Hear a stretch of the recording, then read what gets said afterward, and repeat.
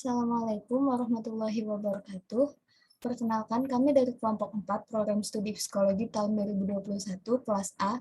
Di sini kami ingin mempresentasikan hasil diskusi kami mengenai ejaan dan tanda baca dalam teks akademik. Selanjutnya, izinkan kami memperkenalkan diri. Saya Dwi Reka Salsabila, dan ditemani oleh 4 teman saya, ada Fasa Anggun Istiqomah, Farah Haura Alifa, Misal Khairian Banjar Nahor, dan juga Rosa Oktavia Ramadhani. Pada kesempatan kali ini ada 11 pokok bahasan yang menjadi hasil diskusi kami. Yang pertama ada penulisan huruf kapital, penulisan huruf miring, gabungan kata, kata ganti, kata depan, singkatan dan akronim, penulisan kata dasar, kata turunan, kata berulang, kata serapan, serta pemakaian tanda baca. Sekarang kita masuk ke pokok bahasan pertama, yaitu penulisan huruf kapital yang akan disampaikan oleh saudari Misel. Kepada Misel, dipersilakan. Baik, terima kasih moderator. Di sini saya akan menjelaskan tentang penulisan huruf kapital. Huruf kapital dipakai sebagai unsur pertama kata awal pada awal kalimat, seperti pekerjaan itu belum selesai, Tina bermain komputer semalaman.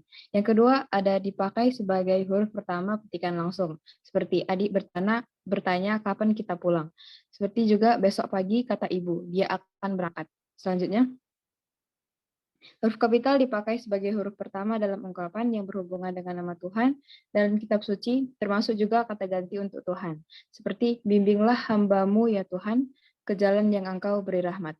Selanjutnya, kapital juga dipakai sebagai huruf pertama dalam nama gelar kehormatan, keturunan, keagamaan yang diikuti nama orang, seperti Sultan Hasanuddin Haji Agus Salim. Tetapi jika tidak diikuti nama, huruf kapital tidak dipakai. Selanjutnya, huruf kapital juga dipakai dalam huruf pertama unsur nama jabatan dan pangkat yang diikuti nama orang, nama instansi atau nama tempat, seperti Wakil Presiden Adam Malik, Perdana Menteri Nehru. Tetapi jika tidak diikuti nama, tidak berlaku. Kapital juga dipakai sebagai huruf pertama unsur nama orang, seperti Amir Hamzah, Wage Rudolf Supratman. Tetapi jika sebagai nama jenis atau satuan ukuran, tidak dipakai. Kapital juga dipakai sebagai huruf pertama nama bangsa, suku bangsa, dan bahasa, seperti suku Sunda, bahasa Inggris, bahasa Indonesia. Tetapi jika tidak dipakai sebagai huruf pertama nama bangsa, suku, dan bahasa yang dipakai sebagai bentuk dasar kata turunan. Kapital juga dipakai sebagai huruf pertama nama tahun, bulan, hari raya, dan peristiwa sejarah, seperti tahun Hijriah, Tarik Masehi, bulan Agustus, hari Jumat, dan lain-lain. Kapital juga dipakai sebagai huruf pertama penunjuk hubungan kekerabatan seperti bapak, ibu, saudara, kakak, adik, dan paman yang dipakai dalam penyapaan atau pengacuan. Seperti, kapan bapak berangkat? Tanya Harto. Adik bertanya, itu apa ibu? Dan lain-lain. Tetapi huruf kapital tidak dipakai sebagai huruf pertama kata penunjuk hubungan kekerabatan yang tidak dipakai dalam pengacuan atau penyapaan. Seperti kita semua harus menghormati ibu dan bapak kita. Selanjutnya, kapital dipakai sebagai huruf pertama kata ganti Anda, seperti sudahkah Anda tahu atau surat Anda telah kami terima. Selanjutnya, kapital juga dipakai sebagai huruf pertama dalam nama geografi, seperti Asia Tenggara, Banyuwangi, Bukit Barisan, Danau Toba, Jalan Diponegoro, dan lain-lain. Tetapi tidak dipakai jika istilah geografinya tidak menjadi unsur nama diri, seperti berlayar ke teluk, mandi di kali, atau menyeberangi selat. Tidak dipakai juga sebagai nama jenis, seperti garam Inggris, gula Jawa, kacang Bogor, pisang Ambon, dan lain-lain. Kapital juga dipakai sebagai huruf pertama semua nama unsur negara, seperti lembaga pemerintah, ketatanegaraan, serta nama dokumen resmi kecuali kata seperti dan. Contohnya Republik Indonesia, Departemen Pendidikan dan Kebudayaan, Keputusan Presiden Indonesia Nomor 57 Tahun 1972. Tetapi huruf kapital tidak dipakai sebagai huruf pertama kata yang bukan nama negara, lembaga pemerintah, ketatanegaraan, badan, serta nama dokumen resmi, seperti beberapa badan hukum kerjasama antara pemerintah dan rakyat menurut undang-undang yang berlaku. Selanjutnya, kapital juga dipakai sebagai huruf pertama setiap unsur bentuk ulang sempurna yang terdapat pada nama badan, lembaga pemerintah, ketatanegaraan, dan dokumen resmi, seperti Perserikatan Bangsa-Bangsa, Yayasan Ilmu-Ilmu Sosial, Undang-Undang Dasar Republik Indonesia. Selanjutnya, kapital juga dipakai sebagai huruf pertama semua kata yang ada di dalam nama buku, majalah, surat kabar, judul karangan, kecuali kata seperti di, ke, dari, dan yang, untuk yang tidak terletak pada posisi awal. Seperti contohnya, bacalah majalah Bahasa dan Sastra. Dia adalah agen surat kabar Sinar Pembangunan. Saya telah membaca buku dari Ave Maria ke Jalan Lain ke Roma. Selanjutnya, kapital dipakai sebagai huruf pertama unsur singkatan nama gelar, pangkat, dan sapaan. Seperti DR untuk doktor, MA Master of Arts, SE Sarjana Ekonomi, TN Tuan, NY Nyonya. Terima kasih, saya kembalikan kepada moderator. Baiklah, selanjutnya kita ke pokok bahasan berikutnya, yaitu penulisan huruf miring. Huruf miring tersebut digunakan dalam beberapa kasus, seperti yang pertama, untuk menuliskan kata atau ungkapan yang bukan bahasa Indonesia. Misalnya, penulisan kata Tut Wuri Handayani pada contoh kalimat kedua. Lalu, yang kedua, ungkapan asing yang telah diserap ke dalam bahasa Indonesia, penulisannya diperlakukan sebagai kata Indonesia. Misalnya, penulisan kudeta pada contoh kalimat pertama, yaitu negara itu telah mengalami 4 kali kudeta. Selanjutnya, ada beberapa catatan penting dalam penggunaan penulisan huruf miring. Yang pertama, judul skripsi, tesis, atau disertasi yang belum diterbitkan dan dirujuk dalam tulisan tidak ditulis dengan huruf miring, tetapi diapit dengan tanda petik. Nah, yang kedua, nama diri seperti nama orang, lembaga, atau organisasi dalam bahasa asing atau bahasa daerah tidak ditulis dengan huruf miring. Yang ketiga, dalam naskah tulisan tangan atau mesin tik yang bukan merupakan komputer, bagian yang akan dicetak miring ditandai dengan garis bawah. Dan yang terakhir, kalimat atau teks berbahasa asing atau berbahasa daerah yang dikutip secara langsung dalam teks berbahasa Indonesia ditulis dengan huruf miring. Pokok bahasan selanjutnya itu gabungan kata.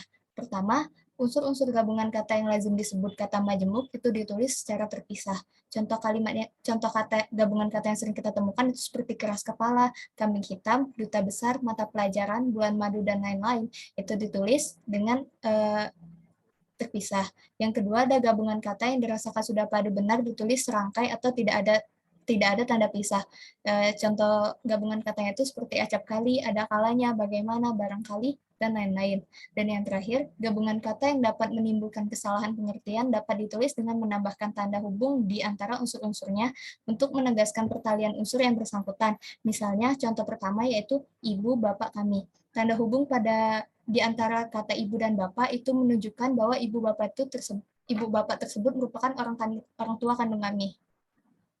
Pokok bahasan yang ketiga yaitu kata depan. Kata depannya seperti yang kita ketahui, kata depan seperti di, ke, dan dari ditulis terpisah dari kata yang mengikutinya, kecuali di dalam gabungan kata yang sudah lazim dianggap sebagai satu kata, seperti kepada dan daripada. Salah satu contoh kalimatnya yaitu kumpulkan barang-barangmu di sini. Kata di dan sini itu dipisah.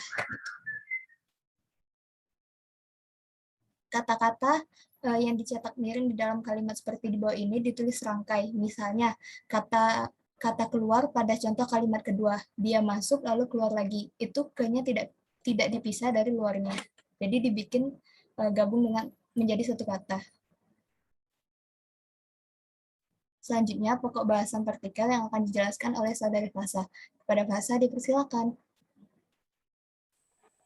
Baik, terima kasih moderator. Selanjutnya yaitu ada partikel. Partikel lah, kah, dan tah ditulis serangkaian dengan kata yang mendahulunya.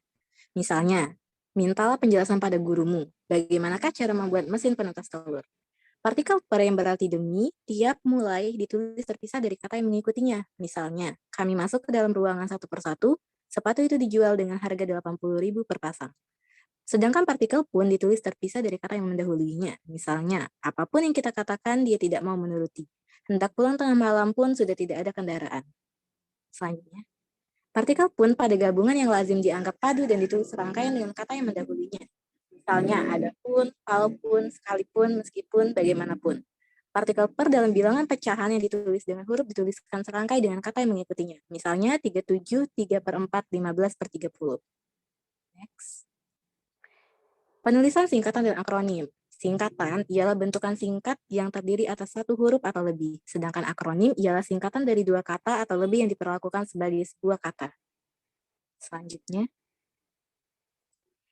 singkatan nama orang, nama gelar, sapaan, jabatan, atau pangkat diikuti dengan tanda titik di belakang tiap-tiap singkatan itu. Misalnya, Suman HS, yaitu Suman Hasibuan, Hasaleh, Saleh yaitu Haji Saleh, SDR titik untuk saudara. Singkatan nama resmi lembaga pemerintah dan ketatanegaraan badan atau organisasi, serta nama dokumen resmi yang terdiri atas gabungan huruf awal kata ditulis dengan huruf kapital dan tidak diikuti dengan tanda titik. Misalnya DPD, Dewan Perwakilan Daerah, ITB, Institut Teknologi Bandung, dan KK yaitu Kartu Keluarga. Singkatan kata yang berupa gabungan huruf diikuti dengan tanda titik, misalnya DGN titik yaitu dengan, HLM titik yaitu halaman, JML titik yaitu jumlah. Singkatan gabungan kata yang terdiri atas 3 huruf diakhiri dengan tanda titik, misalnya DSB titik dan sebagainya, DLL titik yaitu dan lain-lain, DST titik dan seterusnya. Untuk singkatan gabungan kata yang terdiri atas 2 huruf yang lazim digunakan dalam surat menyurat, masing-masing diikuti oleh tanda titik, misalnya A titik N titik yaitu atas nama, D titik A titik yang artinya dengan kalimat. Nah, kalau untuk lambang kimia, singkatan suatu ukuran, takaran, timbangan, mata uang tidak diikuti dengan tanda titik. Misalnya, PB yaitu plumbum, HM yaitu hektometer, dan KG yaitu kilogram. Selanjutnya yaitu ada akronim.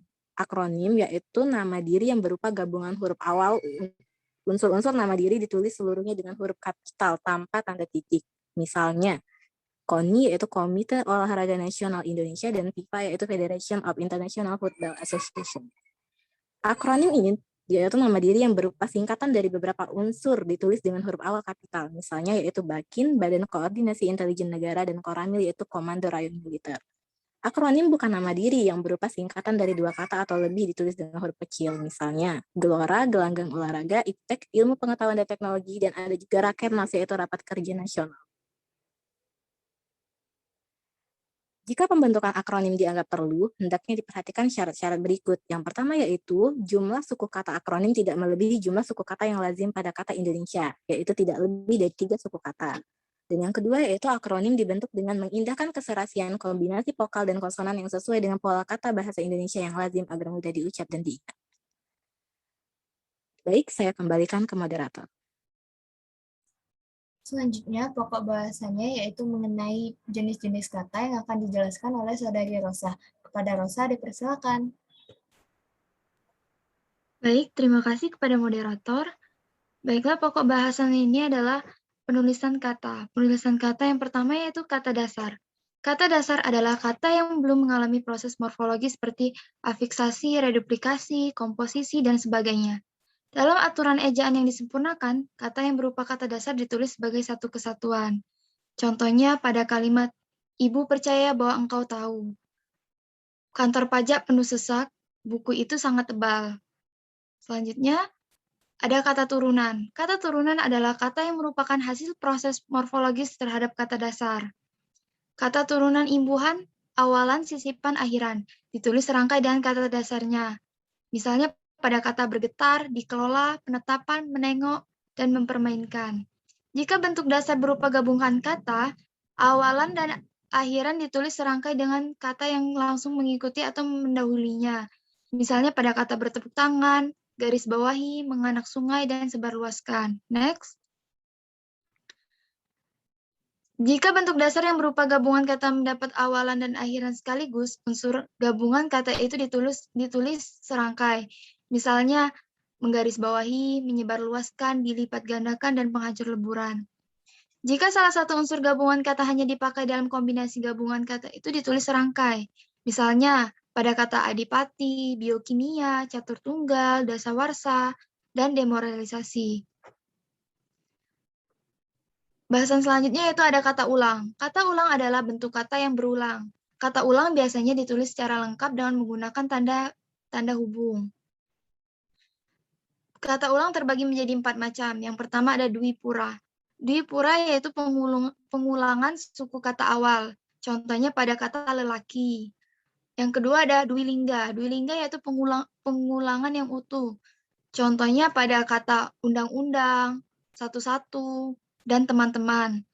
Yang ketiga ada dwilingga salin suara. Dwilingga salin suara ini yaitu pengulangan variasi fonem. Contohnya putra-putri, sayur-mayur, dan gerak-gerik. Pengulangan berimbuhan yaitu pengulangan yang mendapat imbuhan. Contohnya bersama-sama dan berjalan-jalan. Next. Penyerapan unsur asing dalam pemakaian bahasa Indonesia. Dalam penyerapan unsur asing, konsep yang terdapat dalam unsur asing itu tidak ada dalam bahasa Indonesia. Unsur asing itu merupakan istilah teknis sehingga tidak ada yang layak mewakili dalam bahasa Indonesia. Akhirnya dibenarkan, diterima, atau dipakai dalam bahasa Indonesia. Sebaliknya, apabila dalam bahasa Indonesia sudah ada unsur yang mewakili konsep tersebut, maka penyerapan unsur asing itu tidak perlu diterima. Next. Unsur serapan dalam bahasa Indonesia dikelompokkan menjadi dua bagian, yaitu ada unsur serapan secara adopsi dan unsur serapan secara adaptasi. Unsur serapan secara adopsi yaitu apabila unsur asing itu diserap sepenuhnya secara utuh, baik tulisan maupun ucapan, tidak mengalami perubahan. Contohnya pada kata radio, Sitivitas Akademika, dan pada kata de facto.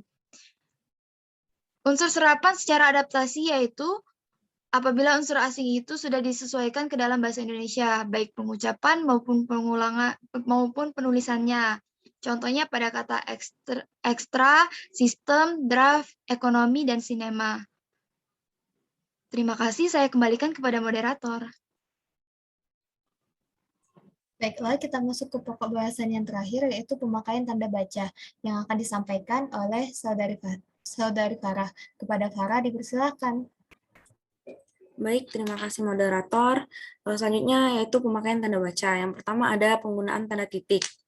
Fungsi tanda titik yang paling utama dan umum dipahami oleh banyak orang adalah sebagai penanda berakhirnya kalimat. Tanda titik digunakan pada akhir kalimat yang bukan pertanyaan ataupun seruan. Contoh kalimatnya yaitu tanggal 17 Agustus adalah hari kemerdekaan Indonesia, titik. Selanjutnya, penggunaan tanda baca koma. Tanda koma seringkali digunakan di tengah kalimat. Tanda ini umumnya digunakan di antara unsur-unsur dalam suatu perincian atau perbilangan. Letak penempatan tanda koma ada di belakang kata yang mengikutinya. Contohnya, Sinta membeli garam, gula, penyedap rasa, dan cuka di warung sebelah. Selanjutnya ada penggunaan tanda baca seru. Tanda seru digunakan pada kalimat seruan atau perintah, baik perintah keras maupun tidak. Contohnya, tolong tutup jendela itu. Selanjutnya ada penggunaan tanda baca tanya. Tanda tanya digunakan pada akhir kalimat tanya ataupun frasa yang bertujuan untuk menanyakan sesuatu. Contohnya, sejak kapan mereka pergi ke Semarang? Selanjutnya ada penggunaan tanda titik koma. Tanda titik koma digunakan untuk memisahkan bagian-bagian kalimat yang sejenis dan setara. Contohnya, malam makin larut, pekerjaan belum selesai juga. Selanjutnya ada penggunaan tanda titik dua.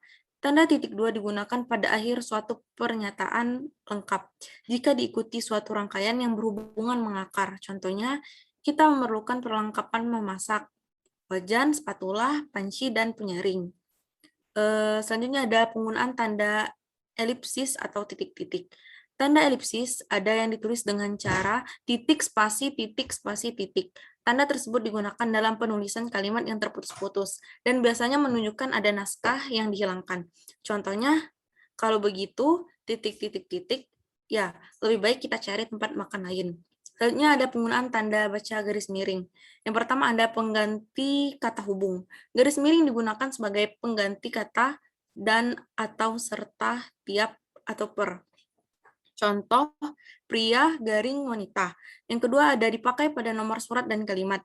Tanda garis miring juga dipakai dalam nomor surat serta penanda rentang masa tahun yang terbagi dalam 2 tahun takwim.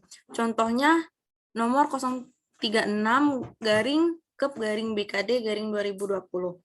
Selanjutnya ada penggunaan tanda baca petik tunggal. Yang pertama ada mengapit makna. Tanda petik tunggal dipakai untuk mengapit petikan yang ada di dalam petikan lain. Contohnya, kau dengar bunyi ngiung-ngiung tadikah? Tanya Fahri kepada Adi. Yang kedua ada mengapit petikan di dalam petikan lain. Petikan tunggal juga digunakan dalam penulisan untuk mengapit makna, terjemah, atau ungkapan asing. Contohnya ada feedback, umpan balik. Yang selanjutnya ada penggunaan tanda petik 2. Tanda petik. Yang pertama ada petikan langsung. Tanda petik digunakan untuk mengapit petikan langsung yang berasal dari pembicaraan dan naskah atau bahan tertulis lain. Contohnya, saya belum siap, kata Ahmad, 5 menit lagi.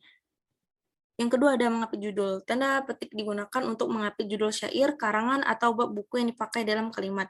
Contohnya, bacalah bola lampu dalam buku dari suatu masa, dari suatu tempat. Baik, saya kembalikan ke moderator. Mungkin cukup sekian presentasi kami pada hari ini. Jikalau ada yang masih kurang jelas, mungkin bisa ditanyakan pada forum diskusi hari ini. Saya mewakili teman-teman kelompok 4, memohon maaf atas kekurangan selama kami melakukan presentasi. Kami akhiri.